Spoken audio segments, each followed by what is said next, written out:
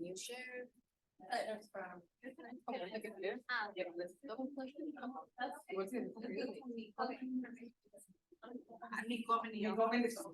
Ajá. No lo rompan como las. No les hagan los. Empiezo ya, me espero las 2:05. Okay.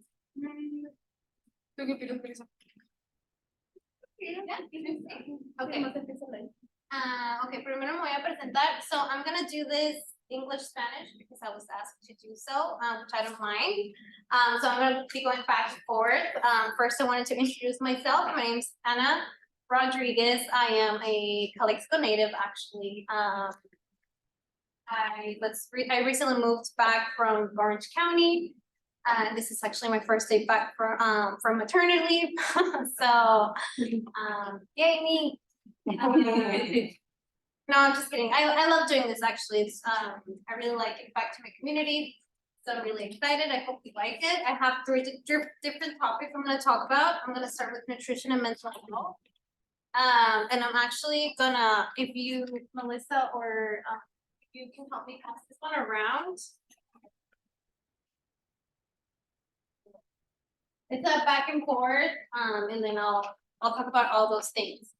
Para las personas que están en YouTube, mi nombre es Ana Karen, soy nutrióloga desde hace 3 años, me criaron aquí en Calexico también, recientemente me mudé de Orange County, es mi primer día de trabajo, porque recientemente tuve un bebé, estoy muy emocionada de presentarles estos 3 temas. Voy a empezar con nutrición y la salud mental.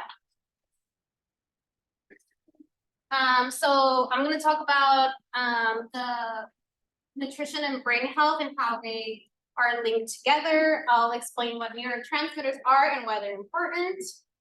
I'll talk about different food groups that I recommend eating, and then I'll finish off with some recommendations on some healthy diets.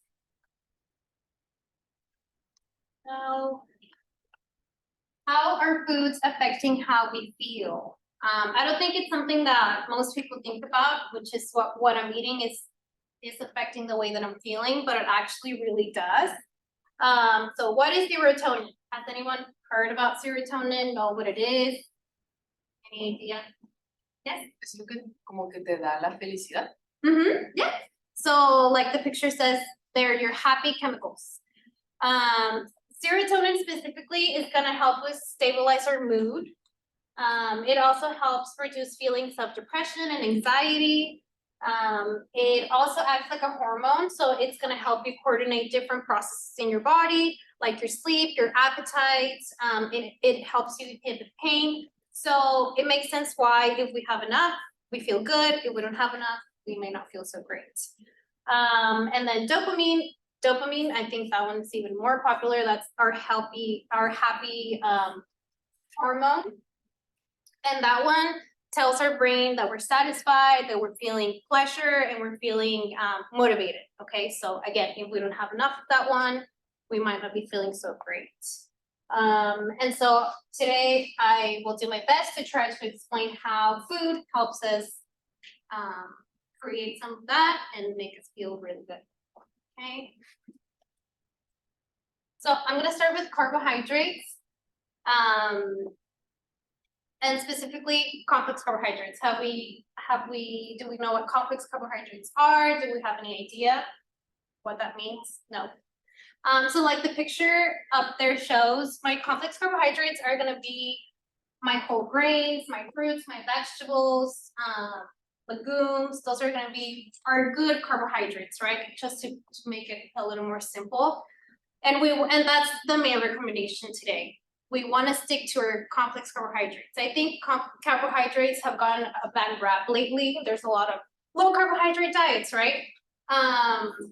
but they're actually really good for us, and we need it for us to feel good about ourselves. But we do want to limit the more refined carbohydrates. Anyone, any idea what that could be? Like the pastas and the rices. It could be the pasta if it's not a whole grain, for example. Yeah, so yes. But more so like our sweets, like cakes and cookies, those are carbohydrates, but those are simple carbohydrates, right? So we want to limit those as much as possible. I forgot I'm supposed to be doing it in Spanish, so I'm sorry. I'll finish this and then I'll say it a little bit in Spanish. And then, so yeah, so looking at studies, it has been shown that diets that are lower in carbohydrates tend to bring on depression. And that is because serotonin, which I explained makes us feel good about ourselves, we need it to feel good, and carbohydrates help us create that serotonin. So if I'm not eating enough carbohydrates, then I'm not producing enough serotonin. Okay, so that makes sense. So a diet low in carbohydrate might not be so good for you. So moving on to protein. So protein, amino acids basically means it's like the broken down version of a protein. When we eat chicken, for example, my body starts breaking it down and then it turns into amino acids. So it's just basically protein broken down. Tyrosine and tryptophan are amino acids. If we don't have enough tyrosine, then we're not producing enough dopamine. If we don't have enough tryptophan, if we don't have enough tryptophan, we're not producing enough serotonin, okay? And I keep forgetting to do it in Spanish, I'm so sorry. Should I go back or just keep going with that? Yeah, okay. And yeah, and protein also, we need it for the structure of our brain. So again, we wanna have enough protein, helps us produce our good neurotransmitters. And then moving on to fat, we wanna stick to our good fats, which is the omega-3 and omega-6. Do we have any idea where we can find our omega-3, for example? Anyone wanna take a guess? I mean, the picture is right there, so you can just also.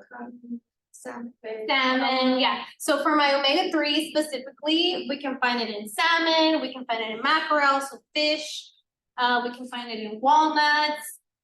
We can find it in, if you're maybe not eating protein, we can find it, animal protein, I mean, you can find it in different nuts, you can find it in flax seeds, hemp seeds, chia seeds.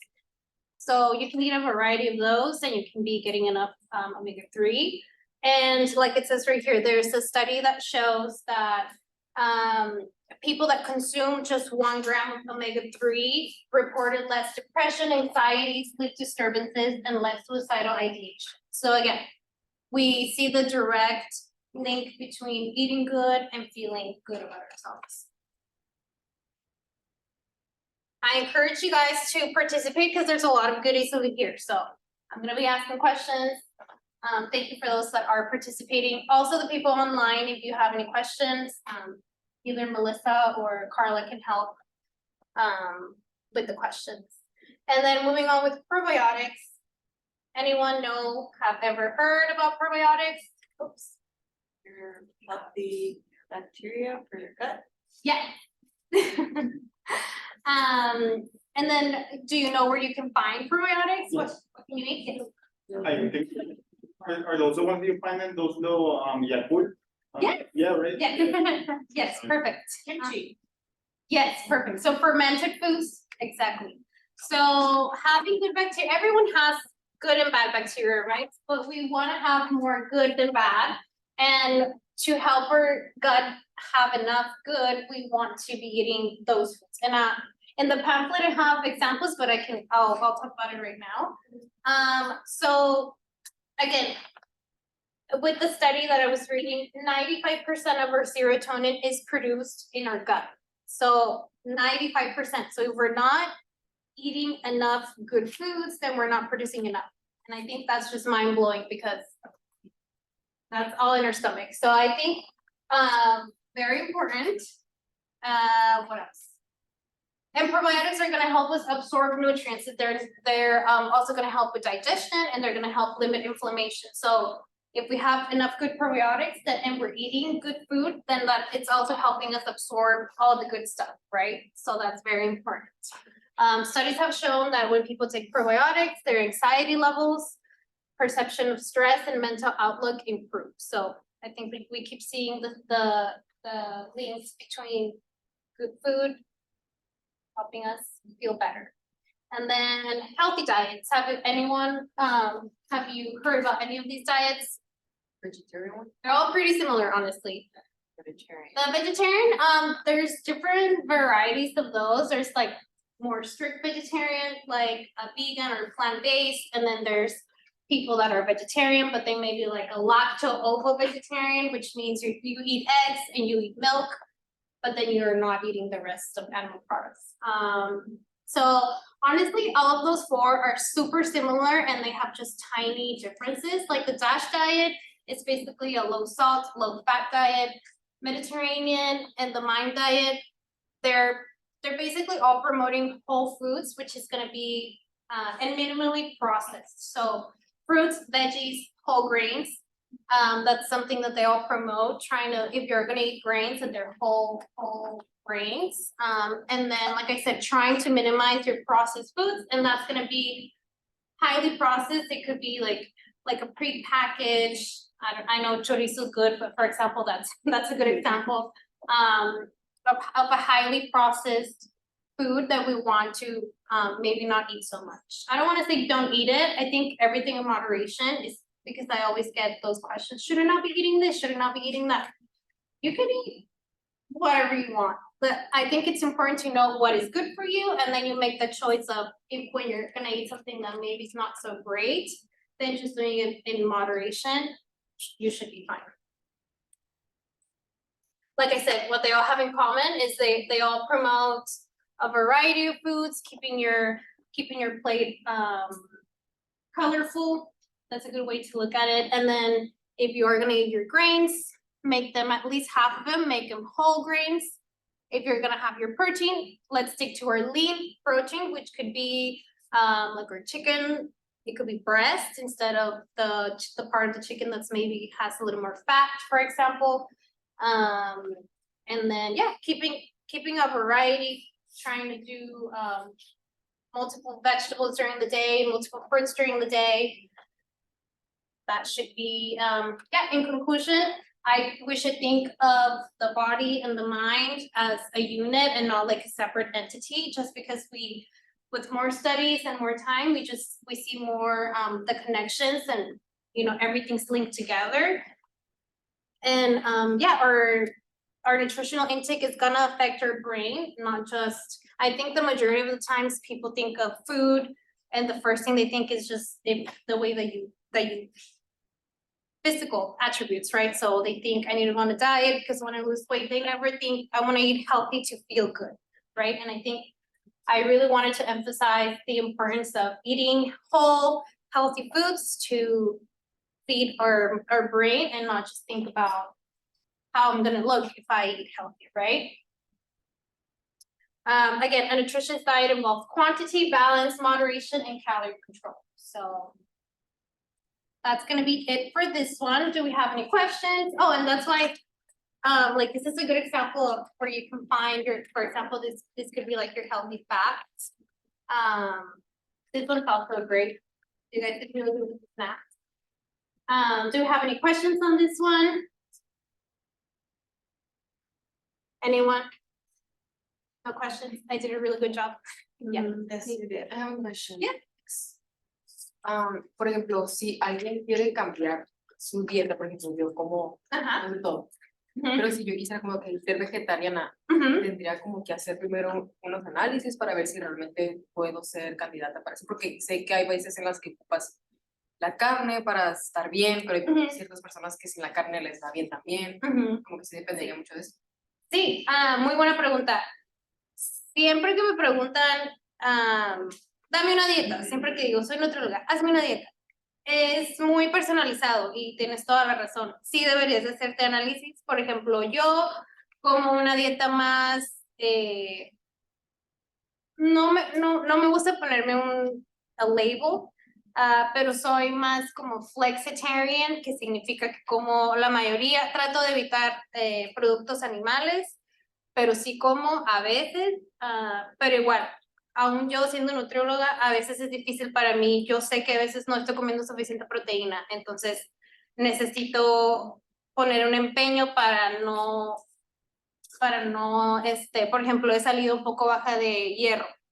Entonces sí te recomendaría que antes de que hagas un cambio, y aparte que no lo hagas drásticamente, si de verdad es algo que te interesa, poco a poquito, en vez de, porque siento que usualmente la gente rápido, ay, de un día al otro ya estoy haciendo una dieta y quitan completamente todo lo que estaban haciendo. Entonces es ahí cuando vemos que a lo mejor no te vas a sentir muy bien, tus niveles de energía a lo mejor van a bajar porque tu cuerpo está acostumbrado a algo y de la nada se lo quitas, es como que un shock. Entonces sí, específicamente para vegetarianos usualmente o que son un poco más estrictos, el hierro, el calcio, y de hecho voy a hablar de eso en mi otra presentación.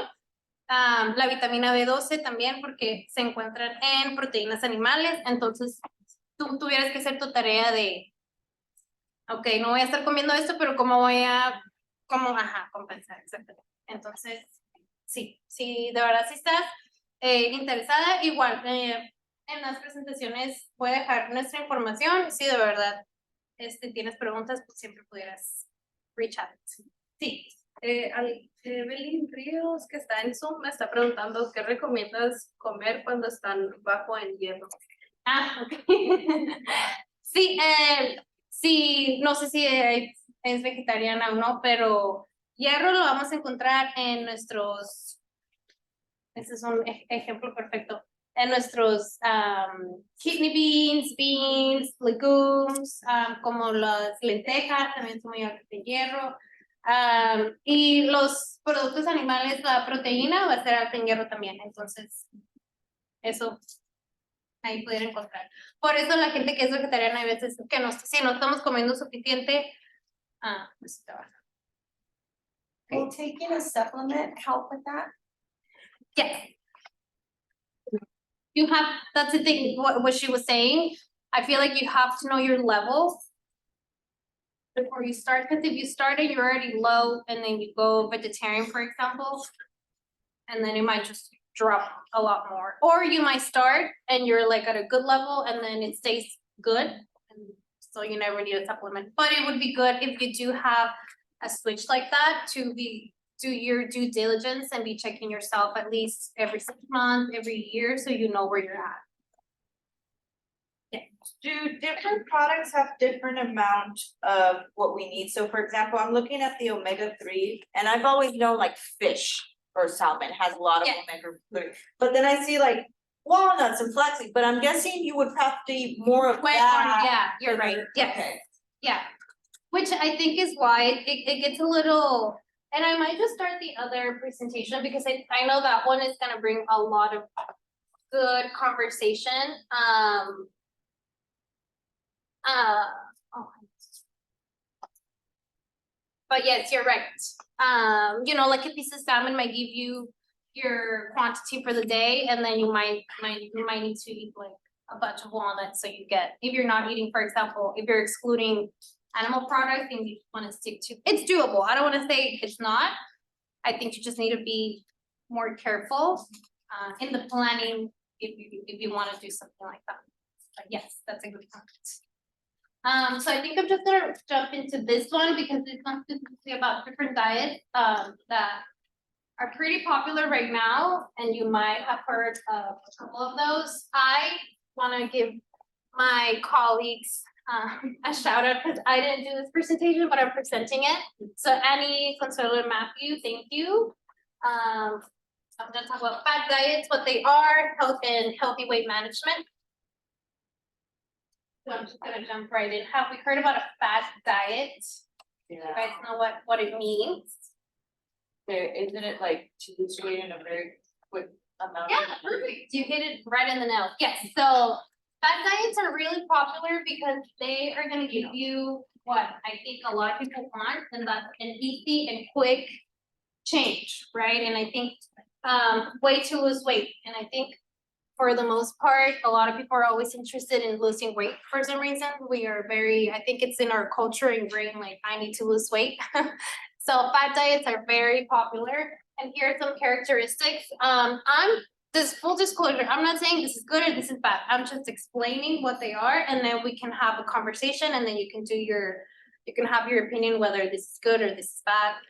Because then they're like, so you're saying it's unhealthy. I'm just presenting what it is. Fat diets though they tend to make us remove a food group, right? For example, vegetarian, you're removing animal carbs. That's an example. So sometimes they do tend to be nutritionally inadequate because you are removing a food group. For the most part, they never talk about physical activity. It's just focused on the diet, what you're eating. A lot of them do provide rapid weight loss. The thing about them, and I think that's my main takeaway, is that a lot of them don't have enough scientific evidence. I'm a dietitian. I have a bachelor's in science. I'm all about science-based. So if science tells me this works, then I will let you know. The thing about them is that a lot of them don't have enough, or the research is done in lab animals, so then we don't really know how it's affecting us in the long term. They can be detrimental to some people that have specific chronic diseases. So definitely, if you do want to hop on any of these trends, I would always recommend checking in with your doctor or your dietitian just to make sure you're a good candidate for certain diets. And I think the main thing about them is that can we really maintain the diet that you're gonna hop on? I think that's the main thing, because a lot of times what happens is people get on a diet, they do it for a month, it works, and then they go back to how they were eating. So then it's like, is that really the point? You be the judge. So some of the popular diets that we hear are the Atkins diet, the keto diet, right? I think I'll talk about that one. Atkins and keto are pretty similar. They are very low in carbohydrates. They are higher in protein. The keto is gonna be even higher in fat. It's like 70 or 80% of your diet is fat. Then we have the paleo, Mediterranean. They're pretty similar. Again, they promote whole foods, fruits, veggies, whole grains. Vegetarian diet, we talked about it. I'll talk about intermittent fasting right now, and then detox diet, which from what I was reading, it's basically just eliminating a lot of food, drinking a lot of water, a lot of herbal teas, and just like trying to flush the bad things from your body. So today I'm gonna focus on these three: keto, intermittent fasting, and plant-based. So I'm just gonna hop right in on the keto diet. This one is gonna be very high fat, moderate protein, low carbohydrate eating pattern, okay? And I mean, just to keep it in your head, I just talked about nutrition and mental health and how great carbohydrates are. So you be the judge. So without enough carbs in your body starts using, I'm gonna have to do a little bit of explaining because, okay, so carbohydrates is broken down when you eat it into glucose, and we think of glucose as our fuel, right? That's our main source of fuel. When you go work out, your brain immediately starts using glucose. So when you stop eating carbohydrates, what happens is that your body's like, okay, well, I need fuel to survive and to move and to do anything. So what happens is it starts tapping into your fat storages, and those are called ketones, right? So that's why the keto diet works, because you immediately start tapping into your fat because your body's like, I need to survive, right? So you start using your fuel, it's fat. So then that's why we do see a change, and that's why I think it's become very popular, because your body basically goes into this like survival mode. So what is science saying on keto diet? So it has been found to be good for some certain demographic, and that's going to be your kids with epilepsy. We do see, like I said, it does work, but we do see short-term weight loss. There's not a lot of research on the long-term side, okay? So, and it can be beneficial for other demographics as well, like people with Parkinson's disease, Alzheimer's, people with cancer, brain cancer, multiple sclerosis as well. However, there's not enough evidence. So the one that I would say, me as a dietitian, I would recommend epilepsy in children. And that's the only time I would recommend.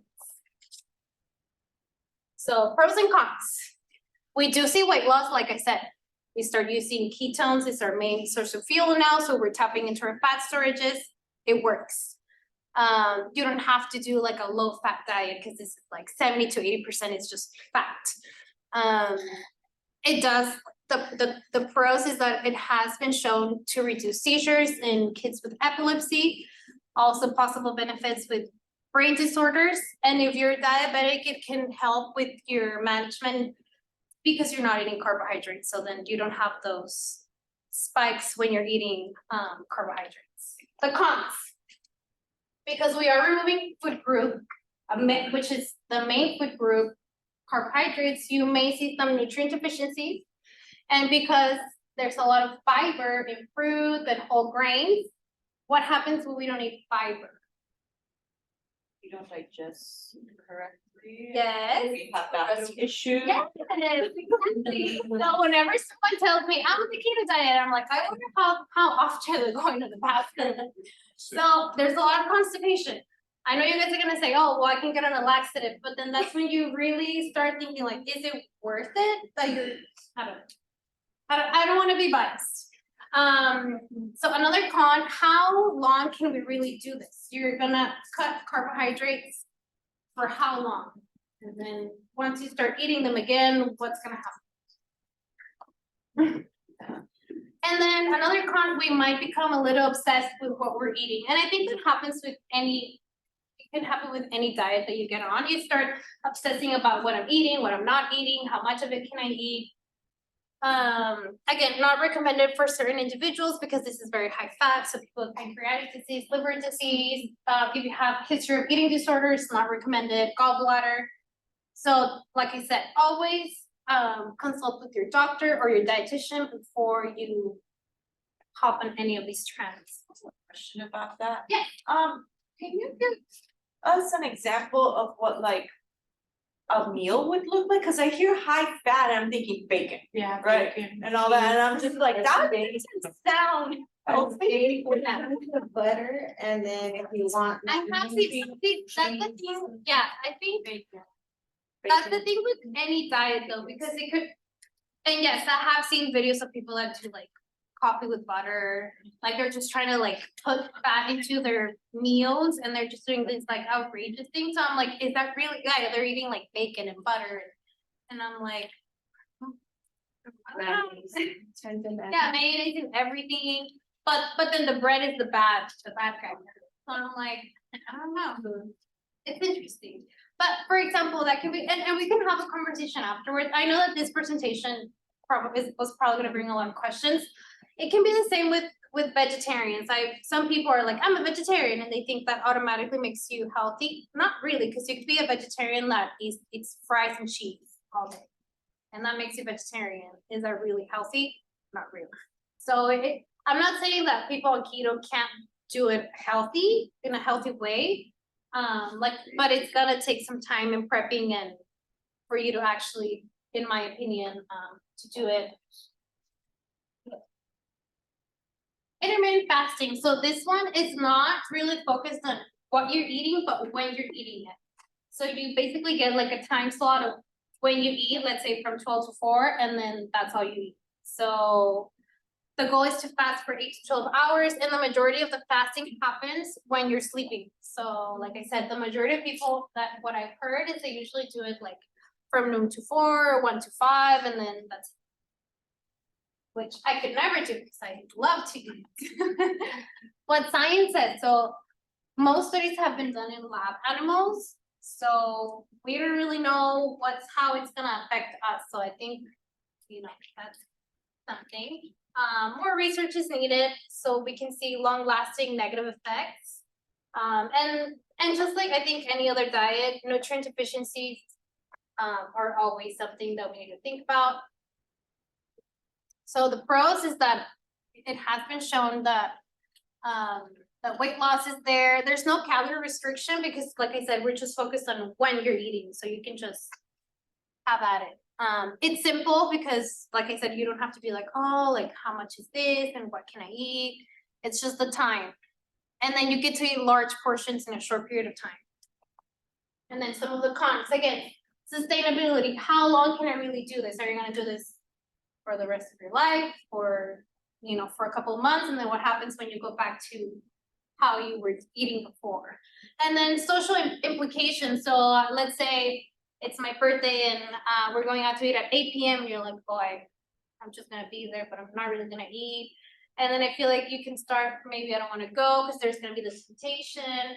So I think once it starts impacting your social life, then maybe you can really reconsider what you're doing.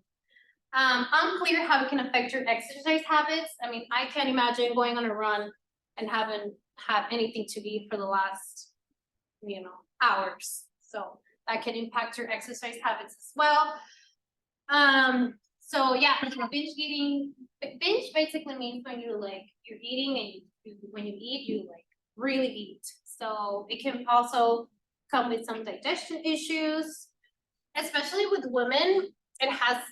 It can maybe linked to menstruation, fertility, and metabolism disruptions. I haven't seen that in men, but for women, it might not be great for us just because our hormones and all that stuff, it might not be so great. And then not recommended for people who are pregnant, breastfeeding, people with diabetes, or if you have history of eating disorders, not recommended. And then plant-based diet. So this one is gonna focus on whole foods, which is gonna be your fruits or veggies, whole grain, seeds, nuts, legumes, and that takes up the majority of what you're eating. And this one either limits a lot or just fully restrict any animal products. And you'll be surprised how many, even things that you don't even think about have animal products in it. So it can be, unless you're not that strict. For example, Jell-O has animal products. Like you don't even think about Jell-O having any of that stuff. So it can be a little tricky if you really want to do it right, or you want to be really strict about it. A lot of food has food products in it. So science is saying it is good for weight loss. It can help with lower your developing heart disease. Why? Because you're eating you're eating so much vegetables and fruits and whole grains all day that you don't really eat a lot of fat, which is good for cardiovascular health.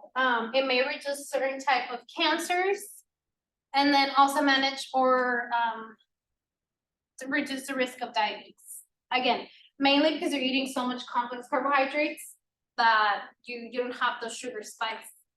So good for that. Pros, it has been shown to be good for cardiovascular health, help with diabetes, reduce risk of cancer. They have a lower BMI, which is your body mass index. It does give you the option to eat a wide variety of foods, but that's mainly your fruits, your veggies. And then you don't really have to measure because honestly, you can't have enough spinach and lettuce and broccoli and all that good stuff. And then the cons, this is what Carla was asking me earlier. It can be difficult to ensure enough protein, for example, and then that could lead to some nutrient deficiencies. The more common ones with this one that we see is the calcium, the B12, the iron. So this one is going to take a lot more meal planning and preparation, just especially because when you go out to eat, there's not a lot of places that are that provide food for you. Honestly, you have to be really, before you go, look at the menu and be like, oh, I could order this and this and this. And then people following a plant-based diet that is not based in whole foods may end up eating unhealthy processed foods. So that's what I was talking about. Especially nowadays, I feel like I see a lot of like what is it called, that burger, the Impossible Burger, for example. It's like, yeah, you're not eating animal, but you're eating this like super processed patty to make up for that. So it's like, is that really the point? Because it's gonna be full of all the things that are not so great for you. Another con is you're saying bye to all animal products, which again can be a little difficult. And then it's not recommended for people with, again, history of eating disorders, or people that have a need for high calorie needs, and that could be people with chronic diseases like chronic kidney disease, for example. Again, I think the takeaway, if you guys learned anything today, is that make it small changes is gonna, I think it's better in the long run than just doing like one thing for a month and then trying the next thing another month.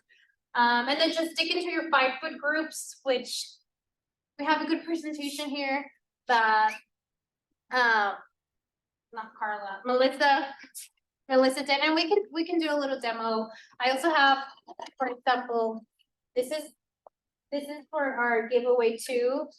Just trying to add variety and color and keeping it simple. I think it's the best thing to do. You want to exercise regularly, working on your lifestyle, so sleep and managing your stress. Keeping a positive attitude goes a long way as well. And then the one thing I do recommend about food is trying to stay away from junk food as much as possible. Everything in moderation is okay, but I think if you keep it simple like that, I think it can go a long way.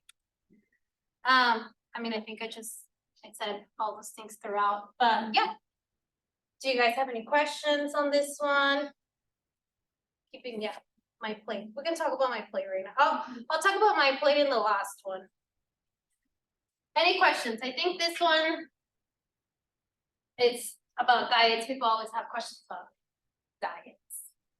Any more questions? I mean, we had a good conversation earlier, but anyone on Zoom? También puedo contestar en español.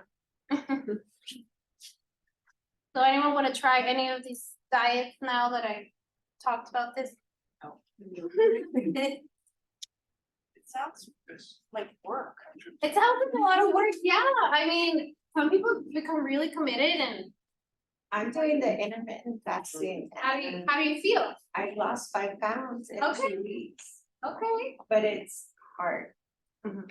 Cause in the mornings you can't put any sugar or cream. I mean, I like black coffee, but I can't eat until 5. What? That's why I don't eat. So today I broke it with the cake.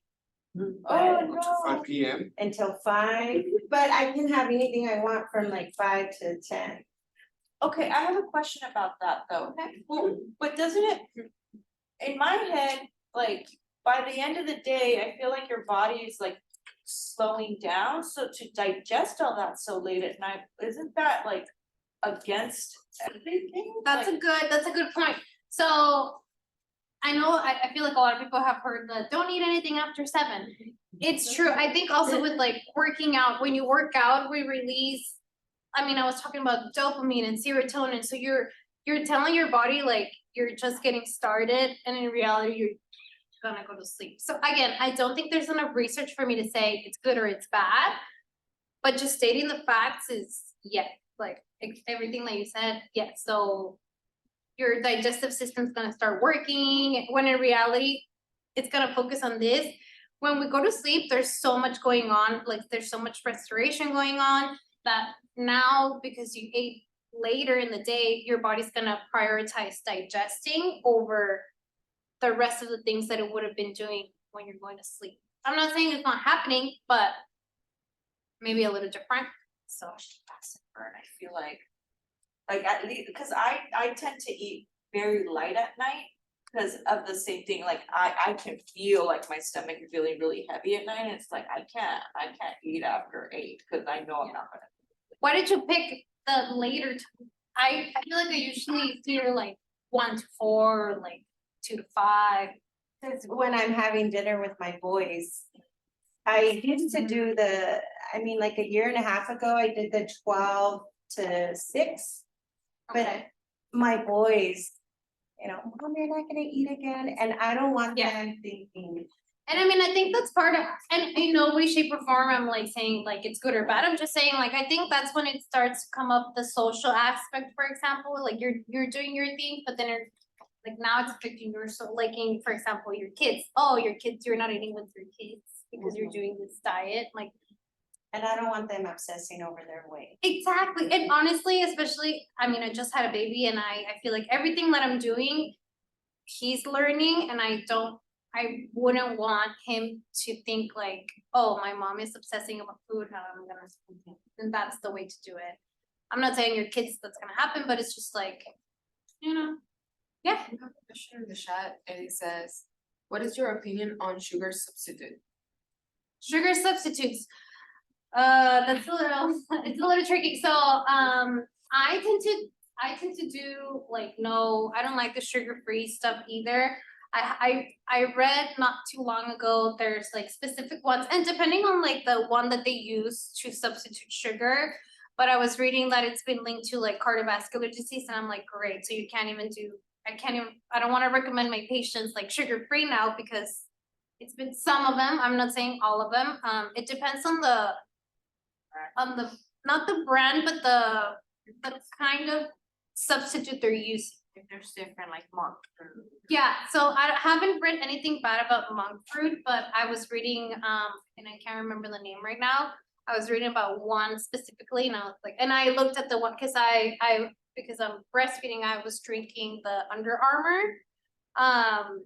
Is it Under Armour or Body Armor? I always get it confused.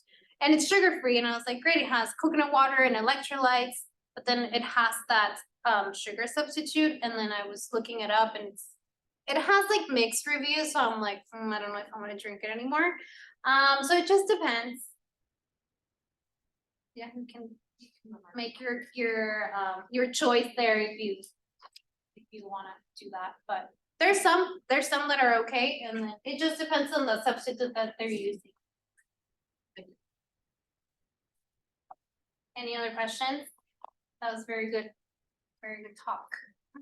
No? Okay. You wanna move on to the last one?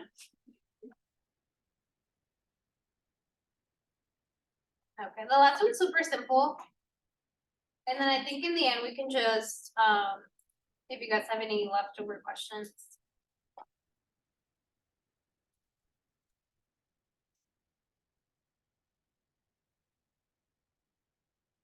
Okay, eating healthy on a budget. I think this is good for all my college students. I mean, I was a college student once, and I know the struggle. Trying to eat healthy and when you're on the go. So I'm gonna talk about how you can plan, prep, and purchase. So to make a healthy and affordable meal, and you can get the value out of shopping. Like I said, I'm gonna talk about planning first, purchasing and prepping. Planning is gonna be our most important one, because it's gonna save us time and money. What happens when we go to the store and you're hungry and you're like, I have 10 minutes before I need to pick up the kids, and so if you make a list before you go, then you already know what you're gonna get. That's the best thing you can do, because you go to the store and you go to the aisles that you need to go, and you're not roaming around.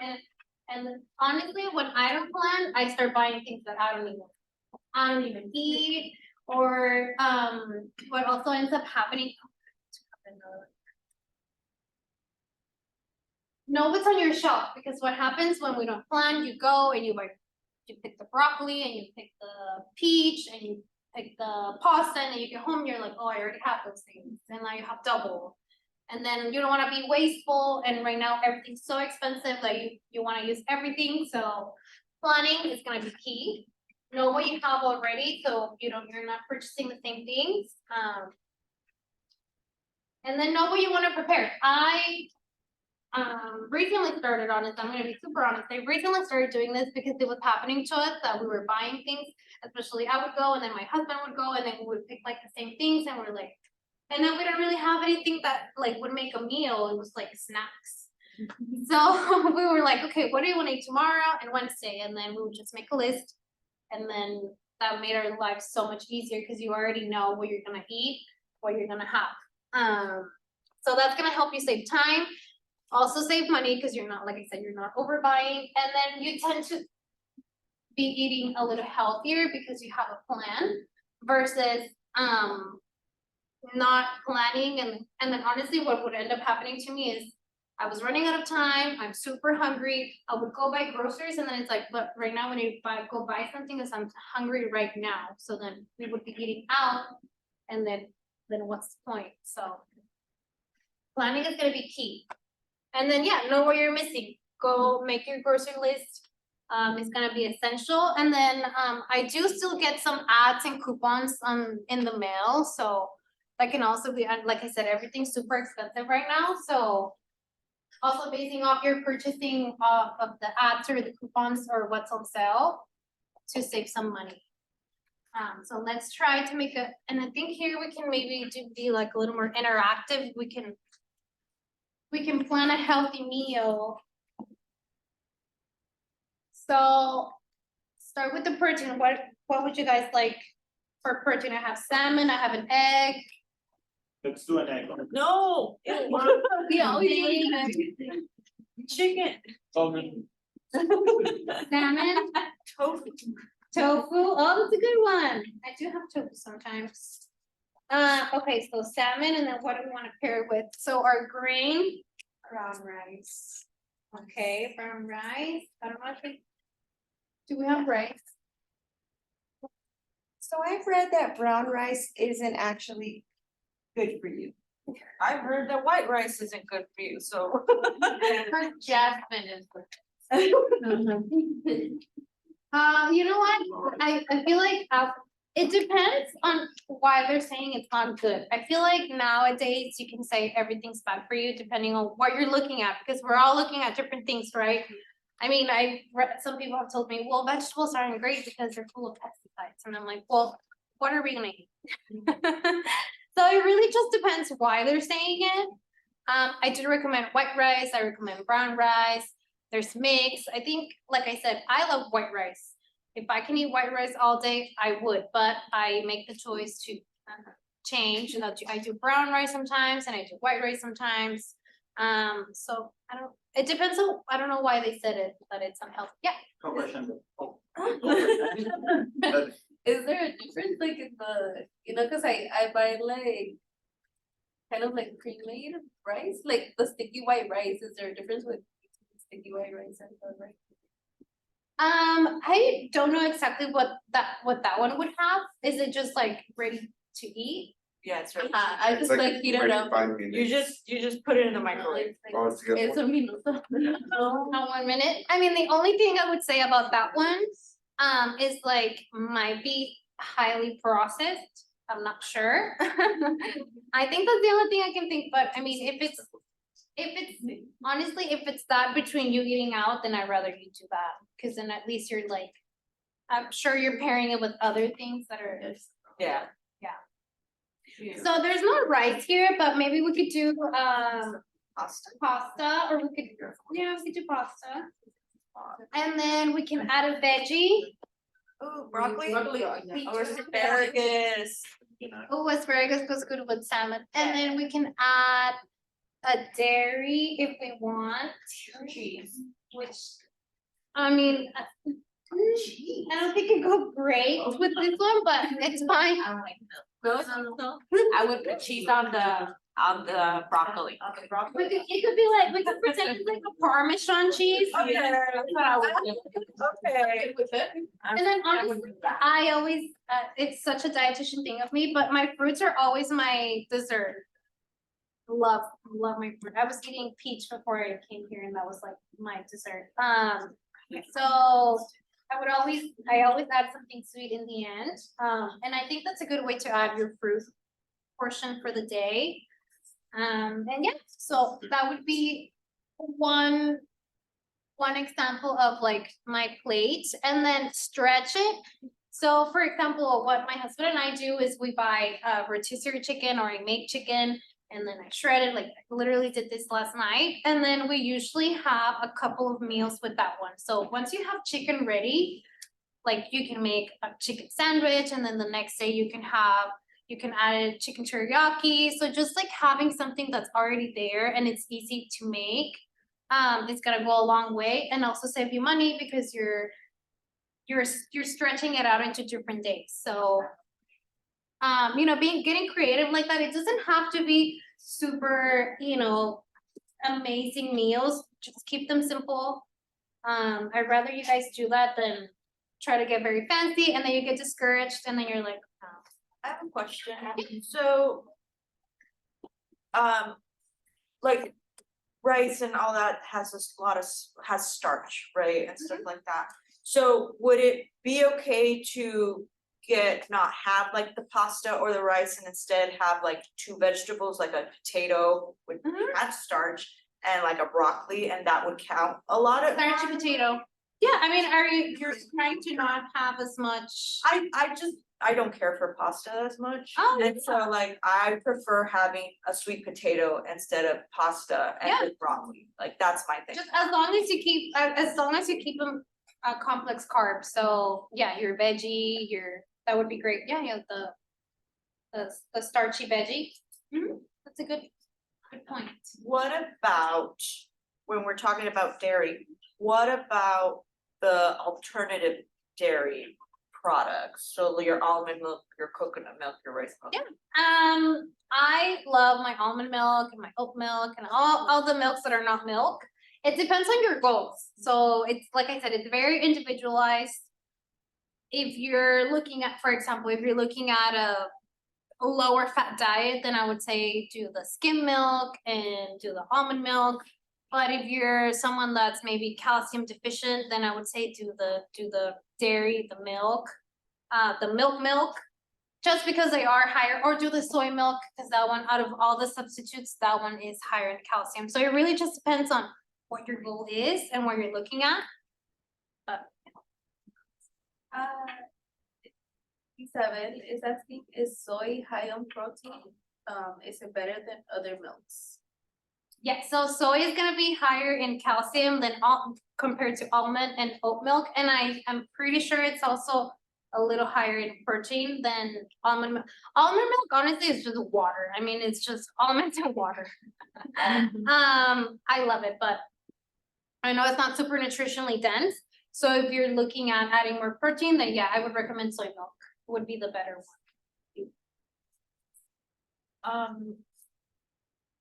What about, like, for example, let's say, like, cause like, oh, salads, they're so healthy, but then you're putting on the dressing. Dressing, yeah. So how does the dressing work in all of that? Yeah, so I mean, again, depends on what your goals are, because if throughout the day, I know I didn't add a lot of, if you're looking at calories, if you're just looking at calories, then a lot of them are super high in calories, and then so I would say then stay away from those. If you're looking at fat, then I would say then just choose a better option, maybe like the Italian dressing tends to be lower. But it just depends. And if throughout the day you feel like, you know what, today I didn't really eat a lot of calories, and that would be a good way to add some calories. Because sometimes people on the flip side are trying to add more calories. Maybe they don't eat enough. So then I would say add the dressing, add the avocado oil, like do the things. So it just depends on your goals. Yeah. Oh, I thought you were gonna raise your hand.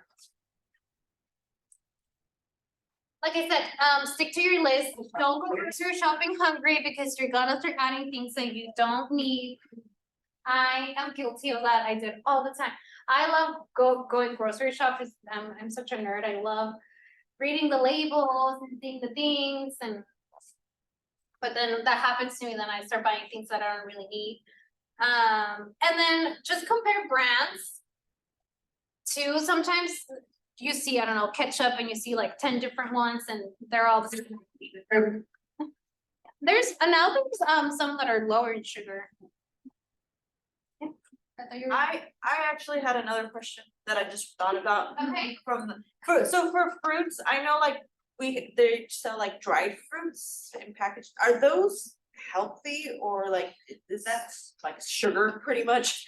Yeah, so dried fruit, yeah, it's gonna be higher in sugar, because what happens is they've been stripped from the fiber. So when you don't have the fiber anymore, then it's just sugar. Okay. I don't wanna say it's not healthy, because it's fruit. I mean, it's like, like in the trail mix, how much are you really getting, for example? I mean, if you're gonna have a bunch, then I would say maybe not. But yeah, that's why, because it's been dried, and in the process, a lot of the fiber has been removed.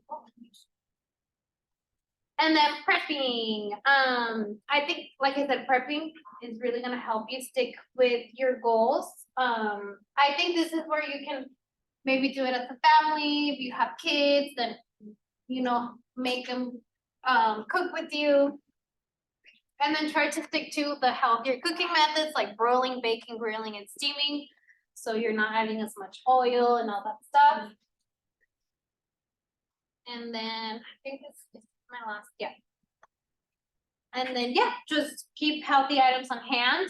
If I always tell my patients, if you are really trying to stay away from chips, then don't buy the chips, because if you see them, you're gonna eat them, right? So keep the fruit out and the trail mix out. So if that's available, then that's what you're gonna eat. Try to make a healthy meal plan for the week. Make a shopping list of items that you need. Stick to your plan when you get home.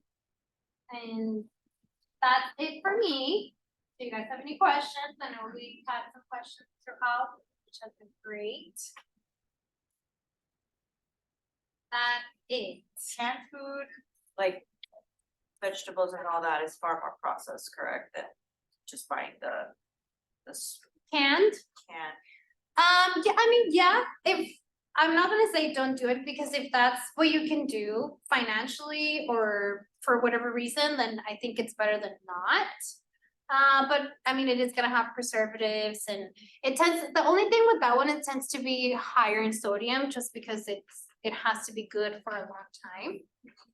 So that would be like my only thing that I would say is keep in mind the salt. So if your goal is to maybe eat a lower salt diet, then I think that would be the only.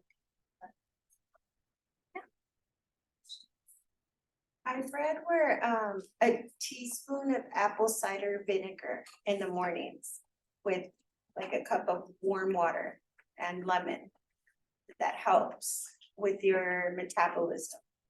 Is it true in burning fat?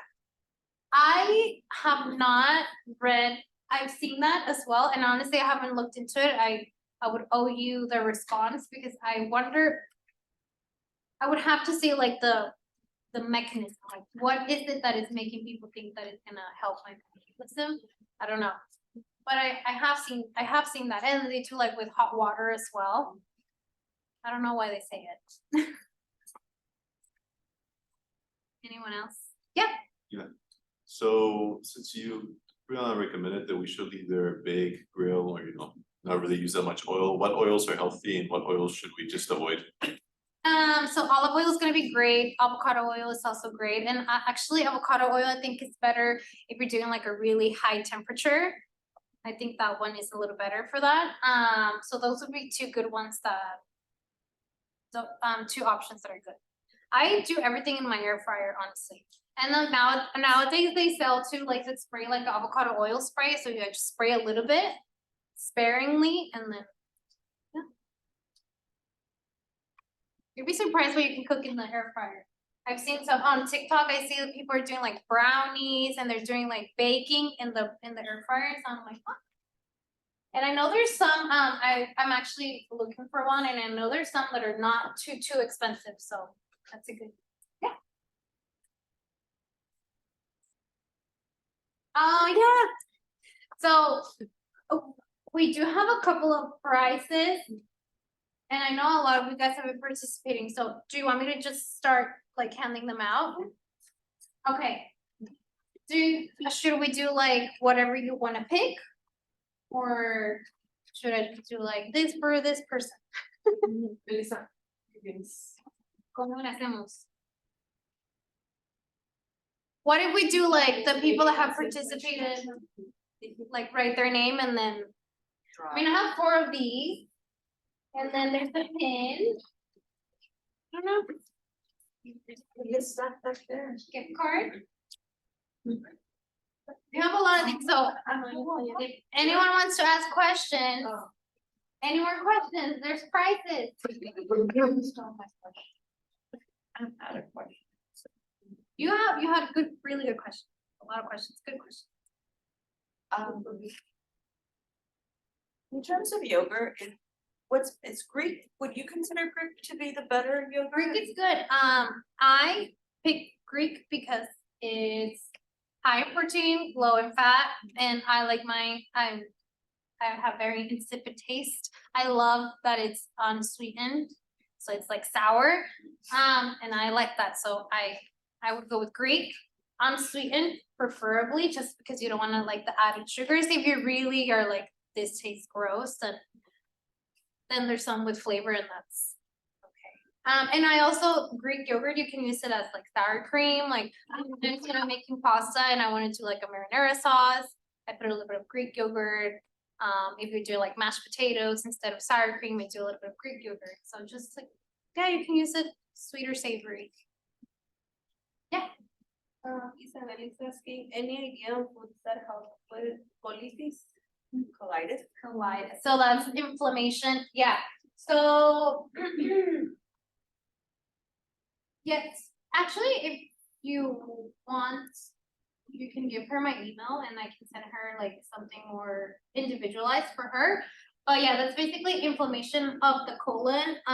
So we don't want to further irritate our gut. So you can tell her things that are gonna be good for inflammation are like omega-3s. Also trying to stay away from anything that's gonna further irritate. So like a lot of spicy, high fat, anything that's gonna be fried. Try to stay away from that. But I can send her, I have a couple of handouts that she can see. Is it true that 5 meals a day is like no, like the best, like breakfast, snack, lunch, snack, dinner, and then snack? I would say I'm more of an intuitive eater, so I eat when I feel hungry. So if that means you want to do that, then that's great. I don't think that you should do it because you've been told that that's what you should do. Like if you, for example, you had breakfast and you feel fine until lunch, don't force yourself to have a snack because you're supposed to have 5 meals a day. If that doesn't make any sense. So, but if you do, and you're, again, a lot of it comes down to your goals. So if you're maybe trying to do like, eat less portions, that's gonna help because you're gonna eat a small portion in the morning and then it's gonna help you get until lunch, like having a snack. Because maybe if you're eating a little less, you might get a little hungry. So then having a snack is gonna help you. But it doesn't really have to be like, I have to eat 5 meals a day, not necessarily. Por ejemplo, si hay alguien que quiere subir su masa muscular, ¿sí tiene que haber como un mínimo de comidas al día o un mínimo de calorías o depende mucho del peso de la persona o Sí. Sí, va a depender de tu peso porque basado, por ejemplo, nosotros como nutriólogos, me baso en tu peso y eso lo multiplicamos por, hay fórmulas, ¿no? Entonces, por ejemplo, si tú quieres subir, o bueno, una persona quiere subir, entonces yo lo multiplicaría, tu recomendación de proteína va a ser más alta que la de alguien que quiere mantener. Y pero todo es basado en tu peso. Entonces, basado en tu peso, te digo, tienes que comer tantos gramos de proteína al día. Y aparte de eso, vas a necesitar, el ejercicio es esencial. Yo pienso que la gente siempre quiere una dieta y nunca piensa en lo que hacer ejercicio, no nomás para nuestra mente, pero también para nuestro cuerpo. Tenemos que ejercitar nuestros músculos, nuestro corazón es un músculo, si no lo movemos, nos enfermamos. Entonces, sorry everyone, we need to move our bodies, whatever that means. Si te gusta bailar, si quieres salir a caminar, si te gusta hacer pesas, bicicleta, con que mueve tu cuerpo, lo que sea, como se vea, no tiene que ser igual para todos. Pero sí, basado en tu peso. Good question. Ya empieza. So I've been using coconut oil, pero no me gusta el sabor. Should I just stick with the, what was the other one? Avocado or olive oil. Yeah, if you don't like the taste, then yeah, I would recommend olive oil or avocado oil is good. Because I've been saving up for an air fryer. Oh, nice. Yeah, I would recommend it. I think I saw one for like $39. I think Walmart or Target. So I know that there's some that are not, because I know there's some that are like $200, but I know there's some that are more affordable. I would really recommend, yes. So should we go about the giveaways? Cause I think almost everyone has, Not for everyone. I was gonna say, I think most. Lo que gustan. Let people pick, okay. I think, I don't know your name, but you asked a lot of questions. So maybe you can pick first. Okay. You Get this. Question. No, it's good engagement.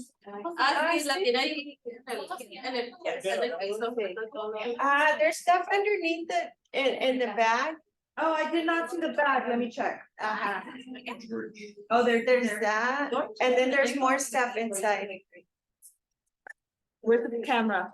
Oh, there's the camera. Hi, yes, because Just they're already coming out with the Black Friday deals, so they're. Start looking at them and see. if you No, I can want find to it. play. I'm keeping it.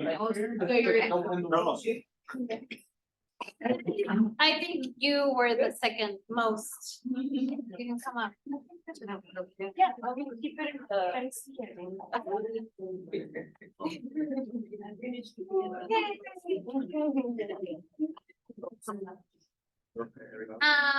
And then Follow this. I think at this point, everyone asked like one question, so you guys can just come up and pick. I don't know if you wanna do like one by one or. Pick. You want me to go get you a plate? Oh, I'm sorry, you were the one, I think the third person that asked. Oh, no, I'm good. You guys You know. wanna get anything? Okay. I'm like, students first.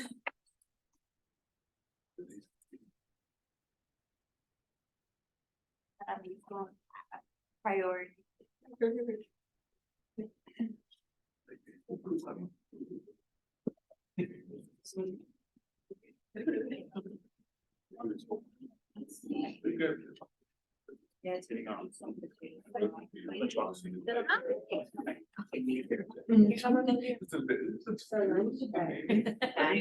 Oh, it's for the one that you.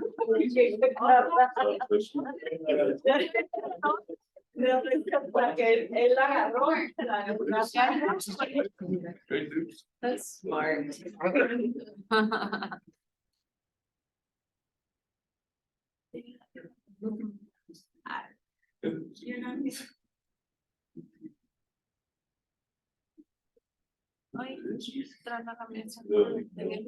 I see a plátano.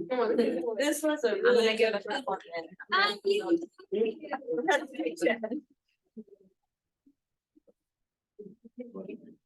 I'm a little rusty because I've been at home with my baby. But, and we have this other handout that we created.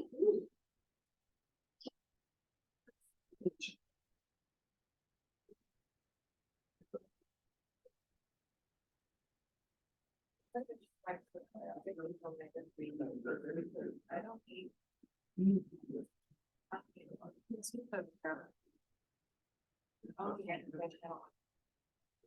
Sí, pero es que se acaban de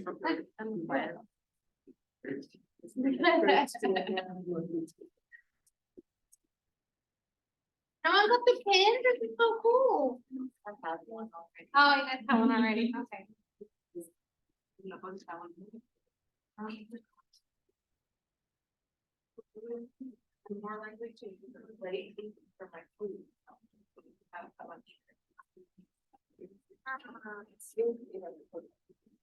You want me to stop this? I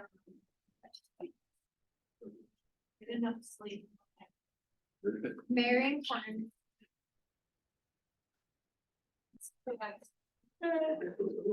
Just